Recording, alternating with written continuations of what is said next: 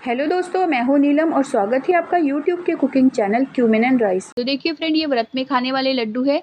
इसे आप एक बार बनाइए और 1 महीना तक आराम से स्टोर करके आप रख सकते हैं।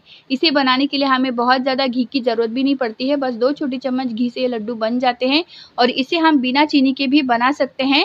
बहुत ही ज़्यादा पौष्टिक लड्डू बनते हैं। तो चलिए बिना देरी करे इस रेसिपी की हम शुरुआत करते हैं। इन लड्डुओं को बनाने के लिए मैंने यहाँ पे लिया है एक बड़ी कटोरी भर के साबूदाना। तो आप किसी भी कप या कटोरी का मेजरमेंट ले सकते हैं। अगर इसको ग्राम से देखेंगे तो करीब ये 150 ग्राम साबूदाना है। नॉर्मली जो हम खिचड़ी बनाने के लिए यूज़ करते हैं ये वही वाला साबूदाना है, तो उसी वाले साबूदाने का आपको इस्तेमाल करना है। अब देखिए, इन साबूदाने को हमें बहुत ही अच्छी तरीके से भून लेना है स्लो गैस पे करीब 15 से 20 मिनट तक, जब तक ये साबूदाना अच्छी तरीके से फूल ना जाए और इसका कलर एकदम व्हाइटिश ना हो जाए। अब देखिए कैसे चेक करना है आपको साबूदाना परफेक्टली भुना है या नहीं। इसके 2-3 दाने आप खा के देखिए। अगर आपको एकदम क्रिस्पी लगते हैं खाने में तो समझ लीजिए साबूदाना परफेक्टली यहाँ पे रोस्ट हो चुका है। अगर एकदम कड़क लगता है तो साबूदाना अभी रोस्ट होना बाकी है, तो उसे और थोड़ी देर आपको रोस्ट करना है। बस आपको साबूदाने को क्रिस्पी होने तक रोस्ट करना है, ये चीज़ आपको ध्यान रखनी है, नहीं तो लड्डू कच्चा टेस्ट करेगा। अब देखिए साबूदाने को मैंने एकदम फूलने तक और क्रिस्पी होने तक अच्छे से रोस्ट कर लिया है। इसे एक प्लेट में निकाल लेते हैं। अब सेम उसी कढ़ाई में हमें जिस कटोरी से हमने साबूदाना लिया था उसी कटोरी से हमें 1 कटोरी भर के मूंगफली लेना है। तो मूंगफली को भी हमें अच्छी तरीके से रोस्ट कर लेना है। 10 मिनट लगते हैं मूंगफली को रोस्ट होने में। इस तरीके से जब तक छिलके नहीं उतर जाते आसानी से तब तक हमें मूंगफली को रोस्ट कर लेना है, ताकि मूंगफली का जो कच्चापन है ना वो निकल जाए। अब देखिए यहाँ पे मूंगफली भी एकदम परफेक्टली रोस्ट हो चुके हैं। इसे भी हम एक दूसरी प्लेट में निकाल लेते हैं। मूंगफली को पहले हमें ठंडा कर लेना है। ठंडा करने के बाद इसके छिलके निकाल लेने हैं इस तरीके से। अब इस भुनी हुई मूंगफली को भी मैं इस साबूदाने में डाल देती हूँ। अब देखिए उसी कढ़ाई में हम बिल्कुल थोड़ा सा घी डालेंगे। आधी छोटी चम्मच मैंने यहाँ पे घी डाला है। अब देखिए ये है समा के चावल, जिसे हम भगर भी बोलते हैं। तो ये समा के चावल व्रत में खाए जाते हैं। तो ये हम लेंगे यहाँ पे आधी कटोरी, मतलब जिस कटोरी से हमने साबूदाना लिया था उसी कटोरी से हमें आधी कटोरी समा के चावल लेने हैं, जिसे हम भगर भी कहते हैं या फिर वरी के चावल भी हम उसे कहते हैं। तो इसको भी इस तरीके से भून लेना है जब तक कि ये इस तरीके से कलर ना चेंज हो जाए, ये फूल ना जाए, तब तक हमें इसे भूनना है। अगर आप समा के चावल इस्तेमाल नहीं करना चाहते हैं तो इसके रिप्लेसमेंट में आप राजगिरा का आटा यानी कि रामदाने का आटा या फिर आप कुट्टू का आटा भी ले सकते हैं, लेकिन उसे हमें जैसे हम बेसन भूनते हैं उसी तरीके से भून के लेना है। सेम कढ़ाई में मैंने और आधी छोटी चम्मच घी डाला है और यहाँ पे देखिए मैंने कुछ ड्राई फ्रूट्स लिए हैं, जिसमें मैंने काजू बादाम के बारीक टुकड़े करके लिए हैं, मगज भी लिए यानी कि वाटरमेलन सीड्स लिए और कुछ मैंने किशमिश लिए हैं। तो इनको भी हल्का क्रंच होने तक हम इस घी में भून लेंगे। अब देखिए जो भी ड्राई फ्रूट्स आपको पसंद हो वो ड्राई फ्रूट्स आप ले सकते हैं और जितना आपको लेना है उतना आप ले सकते हैं, ये पूरा आपके ऊपर डिपेंड करता है। तो यहाँ पे देखिए मैंने हल्का क्रिस्पी होने तक, मतलब हल्का इसमें क्रंच आ चुका है, तो इसको मैं एक प्लेट में निकाल लेती हूँ। तो इसको भी मैं एक दूसरे प्लेट में निकाल देती हूँ। अब देखिए यहाँ पे मैंने लिया है ये सूखा ग्रेट किया हुआ नारियल, जो नारियल का सूखा वाला गोला आता है उसी को ग्रेट करके लेना है। तो जिस कटोरी से हमने साबूदाना लिया था उसी कटोरी से मैंने 1 कटोरी भर के ये ग्रेट किया हुआ सूखा नारियल लिया है। इसकी जगह पे आप जो रेडीमेड डेसिकेटेड कोकोनट आता है वो भी आप ले सकते हैं। तो इसे भी हल्का गोल्डन होने तक हमें भूनना है।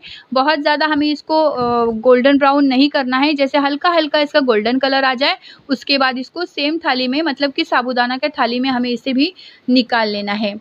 लड्डू का मिश्रण अभी बहुत ही ज़्यादा गर्म है, तो सबसे पहले हमें इसे रूम टेम्परेचर पे पूरी तरीके से ठंडा होने देना है। अब देखिए बढ़िया तरीके से रूम टेम्परेचर पे ये ठंडा हो चुका है, तो चलिए इसे अब हम पीस लेते हैं। तो यहाँ पे देखिए मैंने एक बड़ा वाला मिक्सी जार लिया है, तो इस मिक्सी जार में ये सारा लड्डू का मिश्रण में डाल दूँगी। अब देखिए फ्रेंड, अगर आप छोटा वाला मिक्सी जार ले रहे हैं तो इसमें आपको 2 से 3 बार करके पीसना पड़ेगा और पीसते वक्त आपको इसको पल्स मोड पे चलाना है। एकदम से कंटिन्यूअसली मिक्सी चालू नहीं करना है, पल्स मोड पे आपको इस तरीके से एकदम पाउडर बना के इसका लेना है। तो ये देखिए इस तरीके से एकदम पाउडर जैसा पीस लेना है। अब देखिए यहाँ पे हम गुड़ की चाशनी बनाएंगे, तो यहाँ पे जो ढेली वाला गुड़ आता है उसी गुड़ को मैंने लिया है। उस गुड़ को मैंने छुरी से कट करके लिया है। अगर आप गुड़ की पाउडर का इस्तेमाल करते हैं तो और भी अच्छा है, लेकिन हमें जो चिक्की बनाने वाला गुड़ होता है ना, वो चिक्की वाला गुड़ हमें नहीं यूज़ करना है, क्योंकि बहुत ही ज़्यादा चिपचिपा होता है।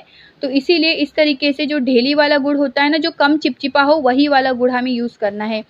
देखिए जिस कटोरी से मैंने साबूदाना लिया था उसी कटोरी से मैंने यहाँ पे 1.25 कटोरी गुड़ लिया है। अब इसमें हम आधी कटोरी के करीब पानी डालेंगे अब देखिए मीठा अगर आप ज़्यादा खाना पसंद करते हैं तो 1.5 कटोरी आप गुड़ ले सकते हैं। अब यहाँ पे गुड़ की हमें चाशनी 1 तार या 2 तार वाली नहीं बनानी है। इस तरीके से उबाल आ जाए और गुड़ पूरी तरीके से पिघल जाए, उसके बाद जो लड्डू का मिश्रण हमने पीस के लिया था, ये सारा मिश्रण हम इसमें डाल देंगे। जैसे ये सारा लड्डू का मिश्रण डाल देंगे, उसके बाद गैस के फ्लेम को पूरी तरीके से हमें बंद कर देना है। बिल्कुल भी गैस का फ्लेम हमें चालू नहीं रखना है। अब इस गुड़ की चाशनी में हमें अच्छी तरीके से इस मिश्रण को मिक्स कर लेना है। तो यहाँ पे जैसे-जैसे आप मिक्स करते जाएँगे ना, ये इस तरीके से गाढ़ा होता जाएगा। तो देखिए यहाँ पे तो मैंने गुड़ का इस्तेमाल किया है। अगर आप गुड़ का इस्तेमाल नहीं करना चाहते हैं, तो इसकी जगह पे आप चीनी का इस्तेमाल भी कर सकते हैं, या फिर आप गुड़ की चाशनी नहीं बनाना चाहते हैं, तो गुड़ को आप डायरेक्ट मिक्सी में पीस के भी उस लड्डू के मिश्रण में मिक्स कर सकते हैं। उससे भी लड्डू बहुत अच्छे बनते हैं। तो देखिए अभी यहाँ पे इसको हम एक बड़ी सी थाली में निकाल लेंगे और इसको ठंडा होने देंगे। ठंडा होने के बाद इसमें सारे ड्राई फ्रूट्स हम डालेंगे। इलायची पाउडर हमें डालनी है, लेकिन यहाँ पे मैं आपको एक चीज़ का सजेशन देना चाहूँगी फ्रेंड, इलायची पाउडर को इस तरीके से ऊपर से मत डालें। जब आप चाशनी बनाएंगे ना गुड़ की, तो चाशनी में ही आपको इलायची पाउडर डालना है। तो इसमें आपको करीब 1 छोटा चम्मच भर के इलायची पाउडर डालना है।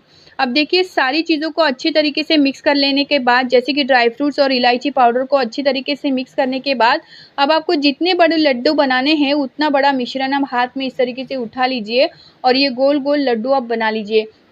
अब देखिए इसमें तो हमने बहुत ही कम घी डाला था, करीब आधी छोटी चम्मच, इसका मतलब हमने 1 टीस्पून के करीब घी डाला था। लेकिन घी देखिए मेरे हाथ में कितना लगा, ये पूरा मूँगफली का ऑयल निकल गया है। तो इसीलिए हमें इस लड्डू को बनाने के लिए बहुत ज़्यादा घी की ज़रूरत नहीं पड़ती है। अब इसी तरीके से हम सारे लड्डू बना लेंगे। तो ये लड्डू बहुत ही ज़्यादा पौष्टिक और हेल्दी बनते हैं। रेसिपी को आप ज़रूर ट्राई करिए और मुझे कमेंट करके बताइए आपको मेरी रेसिपी कैसे लगी। अगर आपको रेसिपी पसंद आई है तो वीडियो को लाइक और शेयर ज़रूर करिए। चैनल को भी ज़रूर से सब्सक्राइब करिए, बेल आइकन को भी प्रेस करिए, ताकि ऐसे ही नई-नई वीडियोज़ की नोटिफिकेशन आप तक पहुँचती रहे। मिलती हूँ एक नई रेसिपी के साथ, तब तक के लिए thanks for watching. Bye bye.